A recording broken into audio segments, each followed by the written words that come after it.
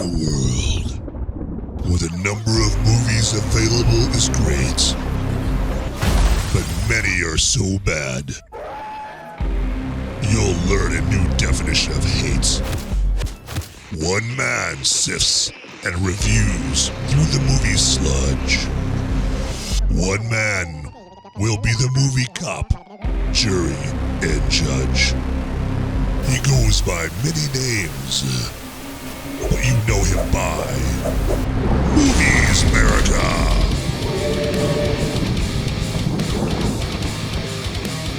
Hey, my friends. Hey, you'll find this episode fire roasted and flame broiled.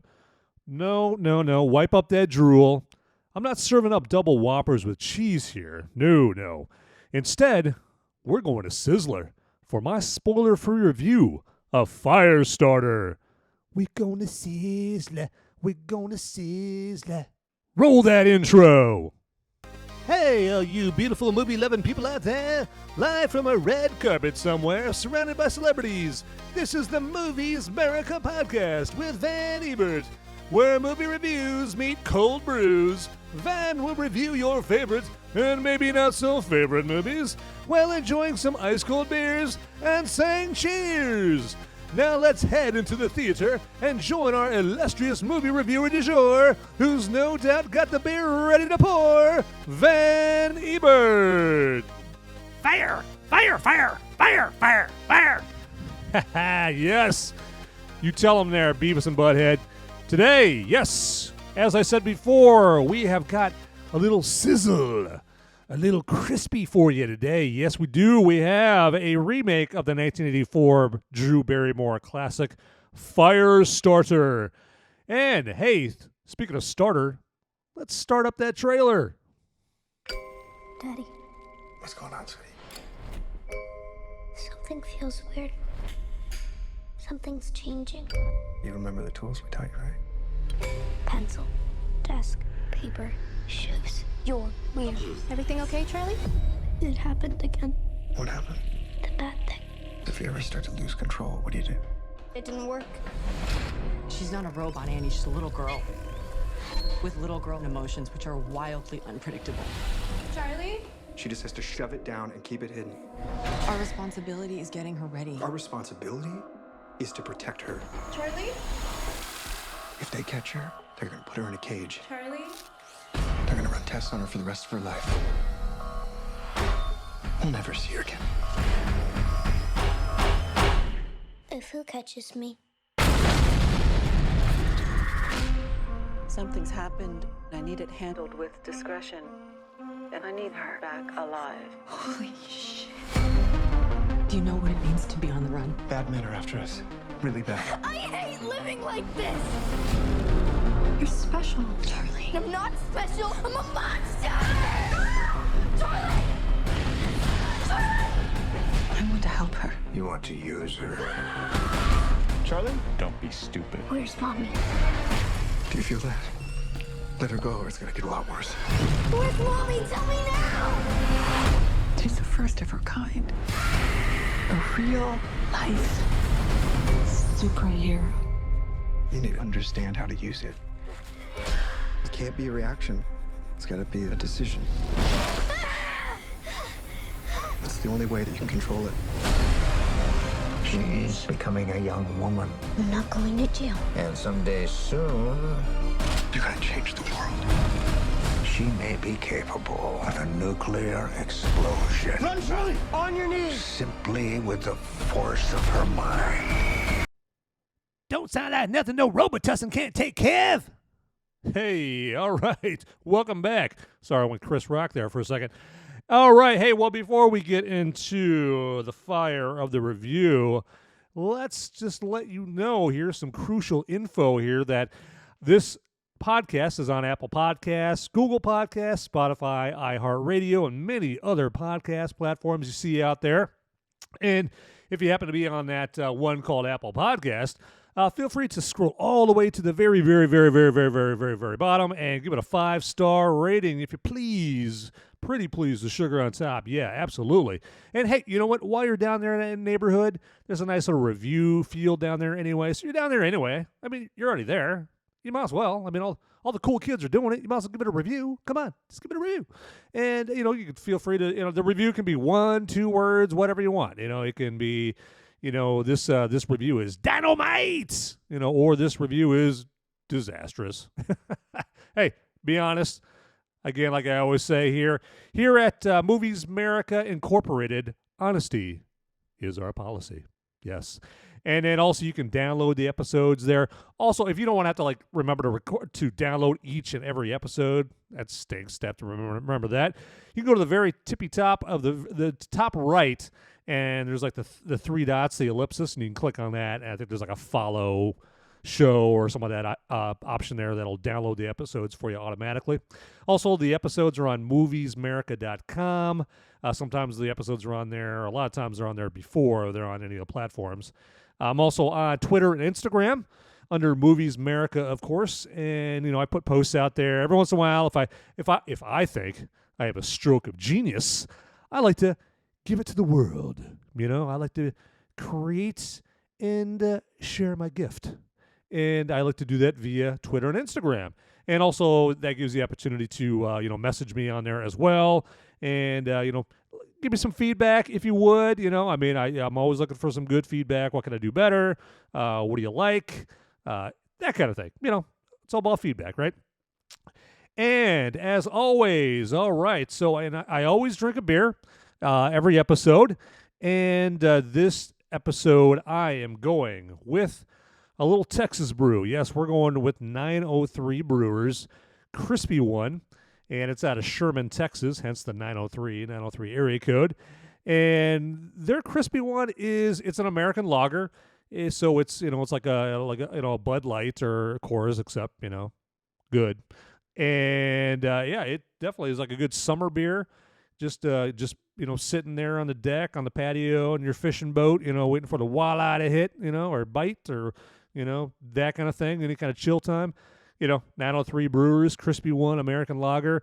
And again, it sounds like I'm getting paid by this brewery. I'm not. I like good beer, and I like good movie reviews. And I like to combine those two awesome forces into one thing called Movies Merica Podcast. Yes. And with that beer here, you know what? I'm a man of my word. I'm going to take a little sip.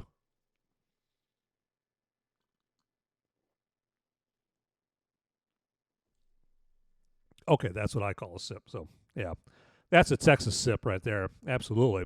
All right. So, now that we've got that all out of the way here, let's get into why you're listening, right? So, we are going to get into Firestarter. Yes. And as I mentioned before, Firestarter, it is a remake of the 1984 Drew Barrymore original, obviously called Firestarter. And it's based off a Stephen King novel, one of his first novels, one of his most classic ones. It's, even the original was not what I would call like one of the best of the Stephen King movie adaptions. Some of the best I think are out there are like Misery, The Shawshank Redemption, which isn't a horror movie or that, but it's based on a Stephen King story. Christine, I like Christine. The Shining, even though Stephen King hated The Shining, or Stanley Kubrick's version of The Shining. So those are like some standouts as far as good Stephen King movie adaptations. But Firestarter, yeah, not so much. And even the 1984 one wasn't that great. That one had Drew Barrymore, David Keith, George C. Scott from Patton playing an Indian. Okay. Interesting casting practices back then. So, yeah, I'm not sure what was up with that. Even had Martin Sheen, from Apocalypse Now, and in The West Wing as the baddie in that one. But we are talking about the 2022 Firestarter. And to be honest with you folks, I'm going to impromptu rename this movie to Napstarter. Yes.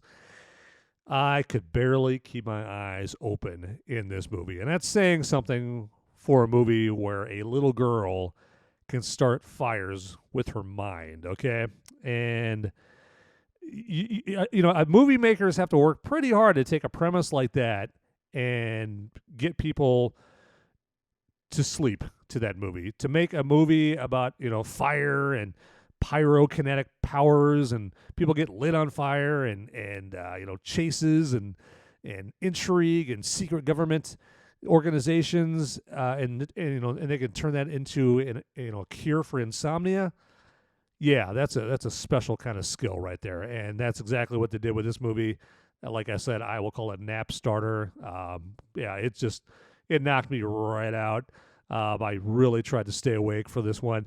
I think what didn't help is the cinematographer from this movie basically went obviously to the David Fincher school of cinematography and lighting and putting like smoke in scenes where it wasn't even needed. They have like a scene where they have the sun streaming into the windows in the gymnasium and the little girl's Charlie, his little girl's name, in Charlie's gym at her school. And you see the sun streaming to the window, and it's like everything's all smoky. I'm like, what is that all about? What are they? What someone like lighting up Chesterfields or something like that in the gym, or something like that? Like, is that supposed to make everything look like more dramatic or something? They're playing dodgeball in a gym at an elementary school. Like, yeah, okay. You don't have to try so hard, but the lighting in this movie is just so dark and gray, and all the colors are muted. And I know that like when you film in digital, it just naturally doesn't have as much color as it does when you're filming in 35 millimeter film. But filmmakers, there is this thing called color correction. The color that digital filmmaking takes away, you can replenish said color into the movie, okay? That's fine. But I think some filmmakers think, oh, well, if we go like this color muted, palette, with our movie, it makes it look more serious. It gives it like this art house credibility, and we can fool people into thinking that this pile of crap is better than it actually is, because we're going to make it look like a David Fincher movie. Yeah, we're going to make it look like Zodiac or Seven. Yeah, that'll fool everybody. Wrong. This movie, I was like, okay, there's scenes in bright daylight, and I'm sitting here like, it looked like a dark Italian restaurant or something. It just like, stop it, people. Start with a good story, good characters that we actually give a crap about, okay? That, I would worry much more about that than the cinematography and making it all dark and mysterious and spooky. You can't fool movie audiences. One of the primary filmmaking lessons that they say is like, don't treat your audience like they're stupid, okay? Another one is show. Don't tell, show. Don't treat your audience like they're idiots, okay? Have sensible plots, have characters, that portray emotions and make themselves vulnerable and are interesting enough to where you care about what happens to them. And if you're looking at your script and you still don't feel that it's that, then keep sitting and keep working on it. And I think that this movie was just a cash grab. And I think that the studio, I think it was Universal. I think they just wanted to capitalize off the Firestarter name, and that's exactly what they did. They're not going to capitalize really much off anything. I think this movie is going to end up making like $15 at the box office come Monday. When I was in the theater, it was a rousing audience of me, myself, and another guy named I. Yeah. I had the whole theater to myself. It was like I was a billionaire, and I had my own screening room in my multi-million-dollar mansion with my caviar wishes and caviar dreams. Yes, I was. I had my own little screening room because it was just me. I was feeling very alone in that theater, and because there's zero interest in this movie. There's zero buzz about it, and it's and the let me eject like one good thing about the movie, because I know it sounds like I'm crapping all over this movie here, but there are some cool burn effects in this movie. You think in a movie where the basic plot is there's a couple of there's a couple, they have telekinetic powers, they were injected with this serum called Lot 6, they had a baby. That baby's name is Charlie, originally played by Drew Barrymore, played by the name of the actress escapes me. In this one here was Ryan Kiera Armstrong. That's it, just came back to me.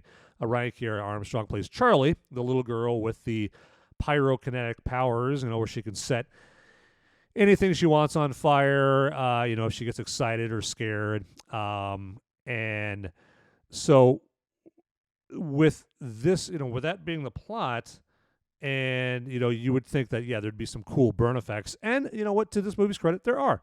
There's a scene very, very late in the movie where, she, some character, is lying to Charlie and looks to do her harm, and you know what? She ain't having it. She is not having it. And instead of hitting him over the head with her Hello Kitty lunchbox, this chick can set your butt on fire, and that's exactly what she does to this scumbag. And so after she's on fire, they show some burn after effects, and it's pretty crispy. So those effects, for anybody who are into movies like that, like myself, I mean, that was impressive. Tom Savini from the Night of the Living Dead, and those movies would be very, very proud. Classic makeup artist there. There's but that's one good thing about this movie. I will say another thing I like about this movie is I did like the 80s throwback synth score that they had, framing this movie. And this 80s throwback synth score is done by none other than John Carpenter. Master of horror, John Carpenter, who made a lot of horror movies in the 1980s, like The Thing with Kurt Russell in 82, and then he also did a Stephen King movie himself called Christine in 83, and they're about the old scary car that likes to kill people. And so the soundtrack is done by John Carpenter, and he's joined by his son Cody Carpenter doing the soundtrack, and then Daniel Davies. And if he sounds familiar, that's because Daniel is the son of Dave Davies from the classic band The Kinks. And so they do provide one of the positives of this movie is I like the synth 80s throwback soundtrack, and it does add it does add to the movie. It's just too bad the rest of the movie doesn't add anything to the soundtrack. Okay, and I mean if the screenwriters, if the director, if the cinematographer had worked half as hard as it sounds like John Carpenter and gang worked on the soundtrack, we probably would have a pretty decent movie here. But I think that, the director, screenwriter, cinematographer, I think they just phoned this in. They just I think they're guilty of the sin that we see all too much nowadays, and it's the sin of just simply creating content. That's it. Just content. Not an entertaining creative gift to the world, that people can enjoy. No. Content. Yeah, content. Yep. And so the another thing that I thought was funny and mildly annoying in this is apparently this movie is afraid of upsetting the feline trans community. I guess they thought that was a worry because there's a scene where Charlie goes to pet a cat, and the cat just gets spooked or something and scratches Charlie, and then just out of instinct she just sets the cat on fire because she's scared, she's feeling pain, and that's like one of the triggers that gets her to start something on fire. So she unintentionally starts the cat on fire. And so the cat's sitting there, suffering from its burns. And Charlie's dad comes over and said, "Hey, you gotta put him or her or they out of its misery." And I'm sitting here like, they? Really? Like, did you think like they're like the feline trans community is like hiding behind the dumpster in that scene, and they're like, hey, you didn't use the right pronouns for that kitty cat right there. So I was like, really? Okay. I think there's so many more things in this movie I would have worried about other than that. Okay. But it's just that's just one other disaster in this movie to add to the abomination that is this movie here. I mean, and if it sounds like I'm being harsh, well, it's because this movie deserves a harsh criticism. Okay. So as you can tell, I am not telling you or anybody else to run right out and see this movie. Matter of fact, this movie, Universal thought this movie was so worthless that they simultaneously released it on their Peacock streaming service. I would not even recommend you watching it on Peacock, even if you're already paying for a Peacock subscription. If you even, invest any time into it, you're still spending too much money in this movie. You're still investing way too much of your life in this movie, okay? I mean, and another reason that this movie is just, terrible is they believed in this movie so much, it looks like they gave it a budget of about $27. Okay. The low budget in this movie is painfully obvious. I mean, the fire effects pale in comparison to the 84 original. Back then, CGI was not a big thing in 84, so the fire effects are all practical and they look fantastic. I mean, they look darn right revolutionary. They look like the first time you saw the dinosaurs in Jurassic Park compared to the fire effects in this 2022 dumpster fire. I mean, there's in the original one, there's like fireballs hitting guys. They have like guys getting set on fire and then being like propelled from the explosions up like a fiery human torso into like trees, and like the fire effects just look cool. I mean, she's like trails of fire and hitting guys, and like people are getting launched up in the air with the fire. I mean, it's cool, very, very cool. And yeah, and I think I'm gonna watch that 84 original because I think it's gonna like make my eyes pop out of my head in comparison to this 2022 movie. So if I'm gonna watch that the 84 original at any time, right now is the time to do that, because it's gonna seem like Lawrence of Arabia compared to this disaster. And the 84 version wasn't even that great either, but it's like I said, yeah, it's a cinematic masterpiece compared to this here.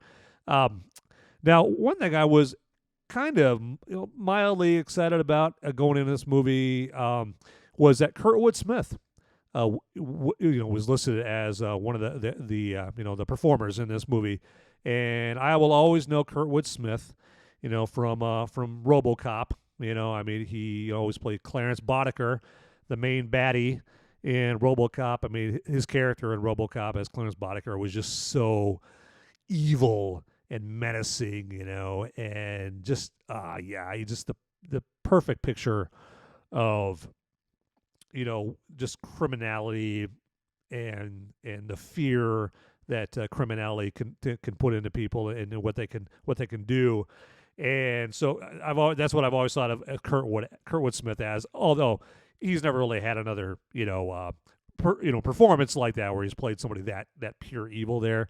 But of course he played Red, in That 70s Show. I mean, so that's what a lot of people know Kurtwood Smith.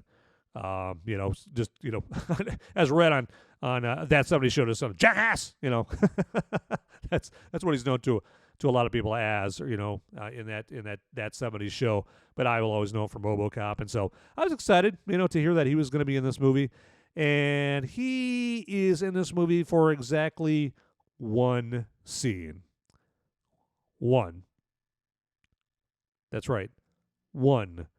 Like the U2 song, One. Like the Metallica song, One. Okay? And the scene isn't even that great either. I mean, it's almost like they could only get Kurtwood Smith to be in this movie for one scene. They could only afford him because, like I said, this movie's got a budget of $27, it seems like. And, I'm sure that Kurtwood Smith, didn't even want to do this movie. I wouldn't blame him. Read this script, and actors have been in the game long enough. They read a script. They're like, oh yeah, this movie's going to be a pile, and it's going to make a pile of nothing at the box office. But if you want me in this movie, you're going to have to pay me this much, And I think that the movie makers were like, okay, yeah, we gotta add some credibility to this movie. We gotta add some heft to this movie by having someone like Kurtwood Smith in it. Okay, we can only afford him for one scene. Let's just put him in there in this one scene and see, what we can get. And so they do get him in the one scene, but yeah, he is completely wasted in this movie. Just like the rest of this movie is just one big waste. And even and to add fuel to the fire, it even has a jacked up ending to it. I mean, it's Charlie, she, predictably takes care of all the bad guys, and that's not a spoiler. I'm sure that, you would, if you have, more than two brain cells to rub together, you can tell that, in this movie, a little girl who knows how to set people on fire are going to defeat the bad guys. And they team her up with this character at the end, and the teaming of them up is just so, in my opinion, so jacked up. I'm like, what? This makes no sense whatsoever. Yeah, man, I feel like if I talk about this movie anymore, I'm gonna have to kick my own butt for wasting any more time in my life on this movie. So, but other than that, it's great. Other than that, this movie's awesome. Yeah. Yeah, all right. Well, hey, with that, everybody, I'm going to save myself and you from having to hear any more about this movie. But nonetheless, I want to thank you for listening to this episode. And, please, like I said, if you're on Apple Podcasts, please give it a 5-star rating and a review. And, subscribe to it there. That would be great. Please feel free to, tell your friends and your family about this podcast. I'd say you could consider this podcast as kind of like either a warning against going out and wasting your hard-earned money on dreck like Firestarter, or a adamant endorsement of actual good movies like The Northman and The Batman and other movies that have come out this year, the upcoming Top Gun Maverick. Ooh, I can't wait for that movie. Anyway, I'm looking too far down the road here. So, but with that, hey everybody, get out there. Those movies aren't going to watch themselves. See ya. Hey guys, don't leave the video quite yet. Okay, I've got the popo. They're coming after me, and I don't have much time to tell you, but you need to like and subscribe this video right here, down below. It's right down there. It's just waiting. It's waiting for you down there, okay? And make sure you watch these videos over here too. You'll be doing me a big favor. I'll be in handcuffs pretty soon. All right. Thanks for watching.